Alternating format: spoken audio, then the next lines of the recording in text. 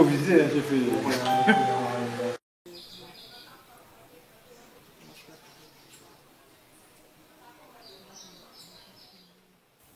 Mon père, enseignant, ma mère à la maison qui a élevé ses 8 enfants, qui a éduqué aussi, je veux dire au niveau, enseignement, littérature et tout.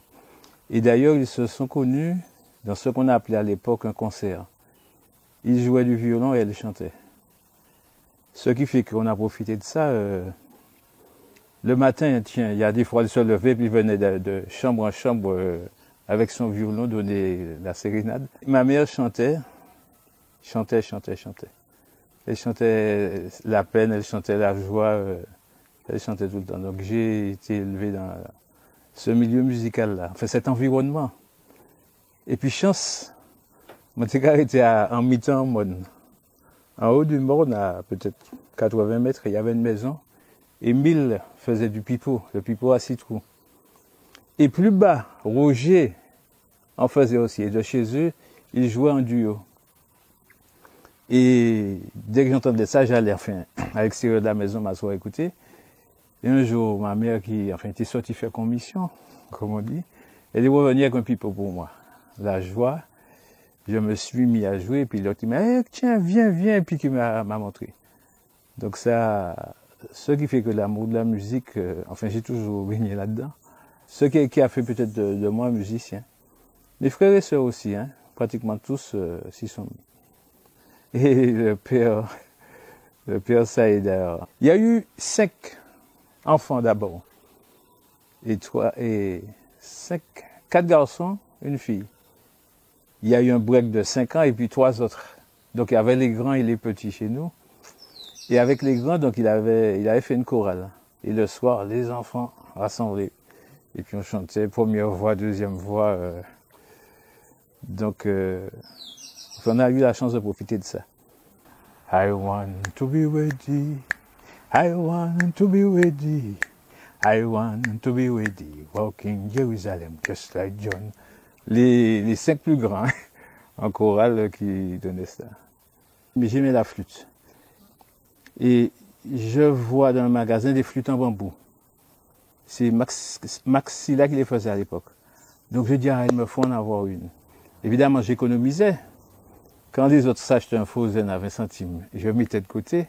Et un jour, j'ai eu 60 francs pour acheter la flûte. Quand je suis arrivé c'était au Hit Parade, un magasin de disques qui vendait aussi quelques instruments. Oui, où sont les flûtes? Ah, monsieur, s'il les a récupérées pour les améliorer. Malheur. Et c'est ce qui m'a motivé. Évidemment, on faisait les flûtes avec les tuyaux de papaye, mais ça n'avait rien de... c'était plus juste le sifflet. Sans compter que la colle papaye, là, t'es qu'à brûler bouchou. Il y avait un atelier de fabrication au CERMAC. Dirigé par Maxilla. Donc je suis allé là, prendre d'autres connaissances, voir, et puis voilà, je me suis mis à fabriquer des flûtes.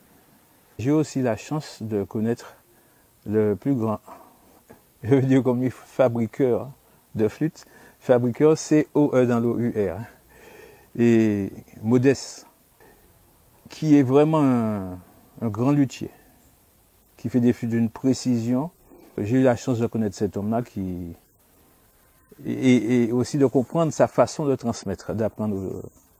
Et on échange beaucoup.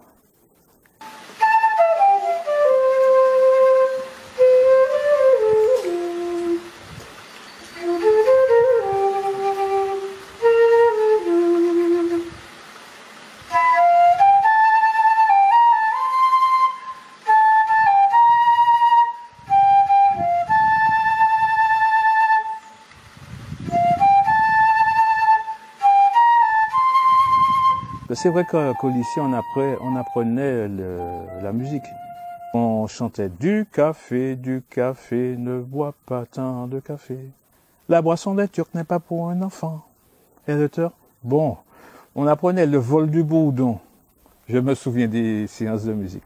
Il y avait ça, mais quand même, la clé de sol, do, ré, mi, fa, sol, j'ai pris. Donc j'ai appris vraiment en autodidacte. Et puis très tard, j'ai pu m'acheter une flûte en métal traversière et je suis allé voir un professeur François Carménil, qui était chef de chœur au foyer de Bellevue, organiste et flûtiste, qui m'a donné des cours de musique classique. Hein. On a travaillé le classique. Il m'a introduit d'ailleurs dans l'orchestre symphonique de l'époque, ça se passe dans les années 80. Et j'ai découvert, si tu veux, la beauté de cette musique. Tiens, une fois, je suis tout seul avec ma flûte, je joue, je dis, mais on ne m'entend même pas. Il y avait vraiment tuba, trompette et saxophone. Je dis, on ne m'entend même pas. Et j'arrête, je vois la différence de son et tout le monde qui se retourne, qui me regarde. Et c'est là que j'ai compris qu'une note de flûte, se mêlant aux autres, donnait une couleur. Et puis le plaisir, honnêtement, je me souviens, le premier mouvement de la 40e de Mozart, la 40e symphonie.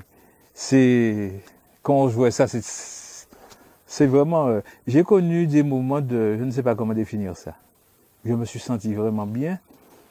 J'avais un orchestre avec mon frère Rénal, qui est bassiste, qui touche encore à sa basse. Mais on avait commencé dès les années 80 aussi un orchestre qu'on avait appelé la Bamboula, un petit peu par provocation d'ailleurs. La Bamboula, on était là à l'époque des coupes afro et tout ça. L'orchestre le plus connu, le plus célèbre peut-être, on va dire, c'est Diffé, où j'ai été appelé pour faire de la flûte dans Diffé. Donc là, c'est ça mon parcours. Je veux dire que les plus grands moments musicaux que j'ai vécu, c'est avec l'orchestre, avec les frères, les kermesses et tout ça.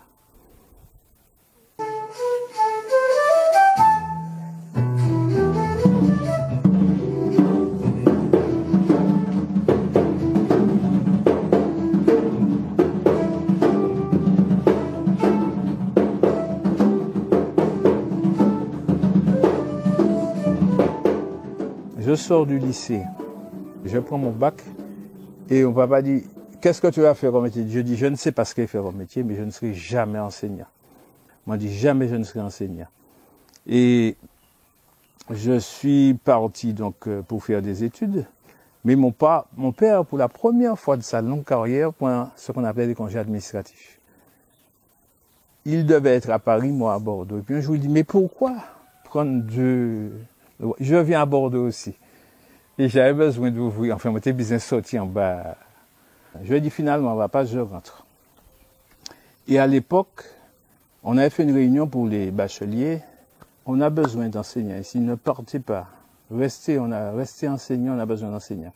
Je lui ai dit, on va pas finalement, je vais enseigner pendant 1 an. Donc je suis revenu et j'enseigne. Et je découvre, c'est, à l'époque, le plus beau métier du monde. J'enseignais finalement, enfin, plus de 40 ans, mathématiques et musique en collège. C'est 69, ma première année d'enseignement. Donc en musique, j'avais une grande liberté et j'apprenais autant Mozart que Duke Ellington, que Tiraoul, Eugène Mona. On étudiait tout cela. Évidemment, je faisais ce qu'il y avait à faire. Hein. Le programme officiel, il fallait le faire, on le faisait.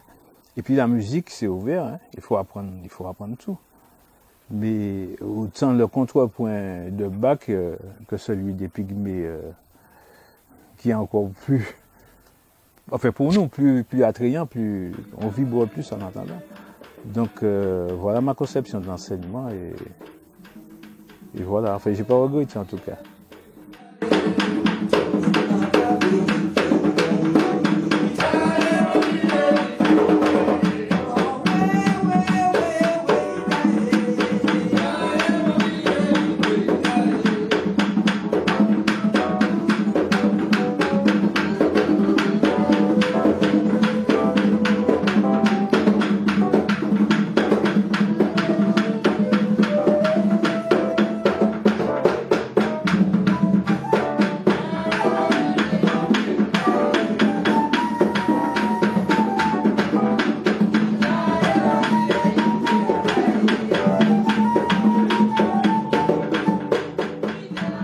Le Belay, j'en ai parlé peu, mais c'est pour moi, c'est la musique.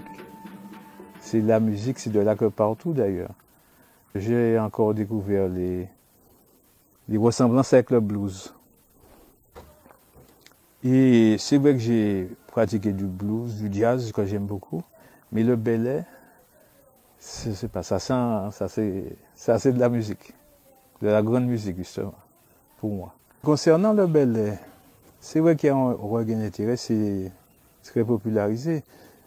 C'est pas comme à l'époque. J'enseignais à Sainte-Marie, qui est foyer du belay. Enfin, c'est là que le belay a subsisté plus longtemps avant de redémarrer.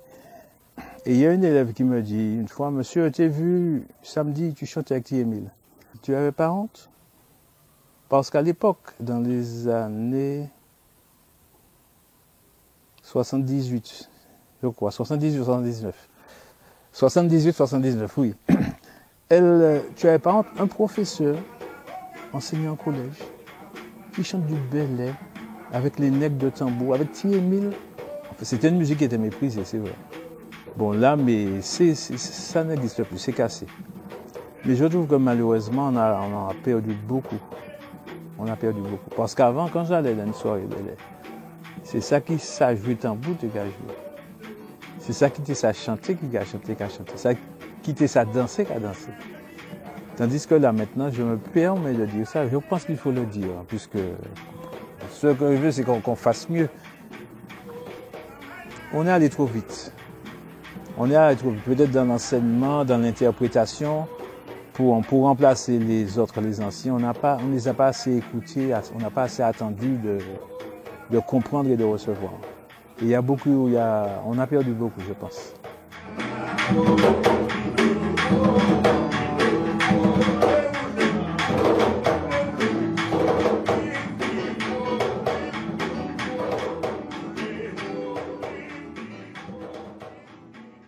Après quelques années de flûte, je me suis mis au saxophone.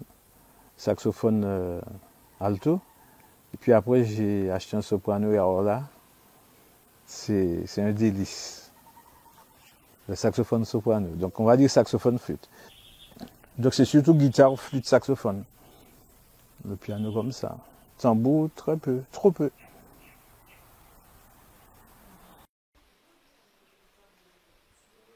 Une musique, pour moi, a trois composantes. Rythme, mélodie et harmonie. Et quand j'entends... Oui, rythmiquement, m'allait. Mais mélodie, harmonie, ça me manque. Alors quand j'ai écouté ça pendant 15 minutes, j'ai envie de passer à autre chose. C'est pour ça que je dis qu'un tambour bien dosé, tu peux passer une nuit, des jours à n'écouter que ça. Ceci dit, c'est parfait quand tu as un balafon à côté qui te joue des notes différentes. Quand tu as une kora, bon, et puis une guitare, et puis un piano, et puis les violons. Et quand l'ensemble, il y a une harmonie entre premier violon, deuxième violon, violoncelle, contrebasse, il y a un ensemble. Le son de la flûte qui apparaît. C'est vrai que là aussi, alors, côté harmonie, quand tu écoutes les chants pygmées, et que tu écoutes les différentes voix, les différents... on dirait qu'il y a 15 mélodies différentes qui se jouent en même temps, qui se superposent. C'est fabuleux. Les voix pygmées, les voix polyphoniques corses aussi, c'est fabuleux. Pour dire que quand j'écoute la musique, je fais attention à la mélodie. Et puis au texte. Et puis au texte, quand tu me chantes que, je ne sais pas quoi, la feuille est verte, mais la terre est marron. Oui, d'accord. Mais après, je vois que c'est pas la peine.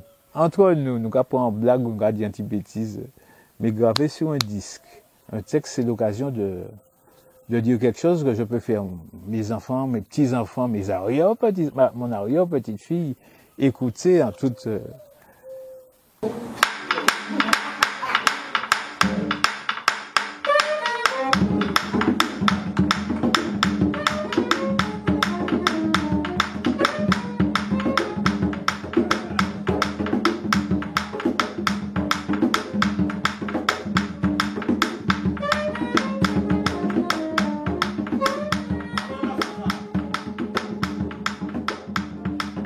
Le rôle de l'artiste dans la société. Et je pense aussi à la chanson haïtienne de l'artiste indépendant. Si m'ouvri bouche, moi, c'est pas pour badjoler, moi fait. Si je prends la peine d'ouvrir la bouche, c'est pas pour badiolé pour parler pas inutile. Je pense que le rôle de l'artiste est déterminant dans... Oui, contre l'aliénation et tout ça, surtout. C'est important. L'artiste, celui qui veut se réclamer d'être martiniquais, doit avoir quand même une conscience, connaître l'histoire des esclavagistes, des esclaves, des descendants d'esclavagistes qui sont encore là, et des descendants d'esclaves qui sont encore là. Afro-descendants, oui, mais indo-descendants aussi.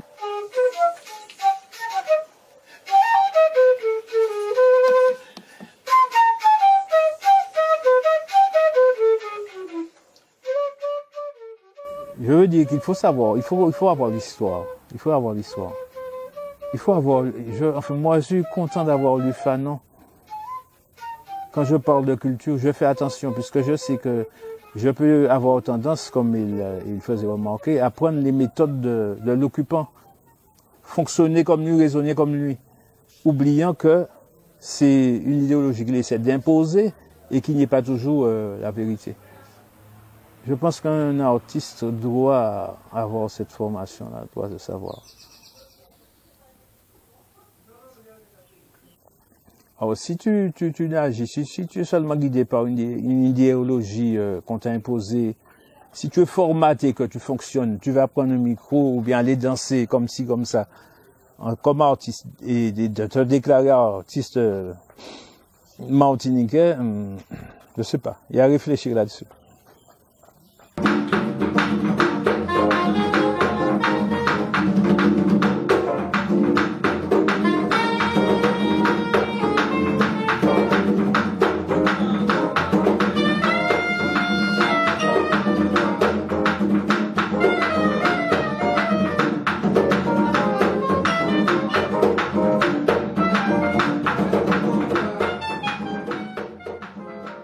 J'ai sorti un fascicule sur les instruments à cordes, l'origine des instruments à cordes.